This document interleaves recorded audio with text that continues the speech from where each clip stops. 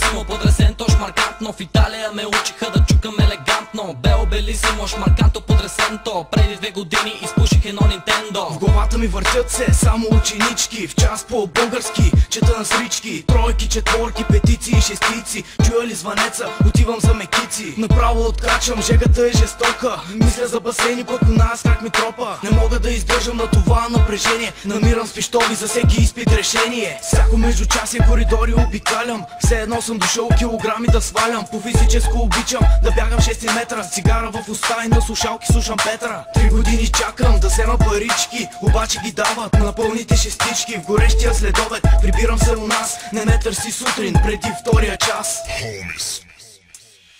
Звънец е за влизане, аз съм още от дома.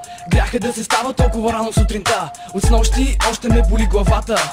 В час не мога да фокусирам госпожата. Голямо междучасие, време за кафе. А пича в пушалнята закусва със амфе. В коридора само крясъци и викове. От толкова напрежение получавам тикове. Отивам на лавката, вземам си дъвката. Минава зарибена зайка, бати мръвката. Гонят ме даскалите от училище на двора. А след това, братле, пролетна умора. Имам чувството, че скоро ще се разпадна. Чудя се след даскал, кое кафе да нападна. Яш череши, после в кенефа напани. И както казва Криско, моите набори са лакоми. Бео белисимо, подресенто, шмаркантно. В Италия ме учиха да чукам елегантно. Бео белисимо, шмарканто, подресенто. Преди 2 години изпуших едно Нинтендо. Бео белисимо.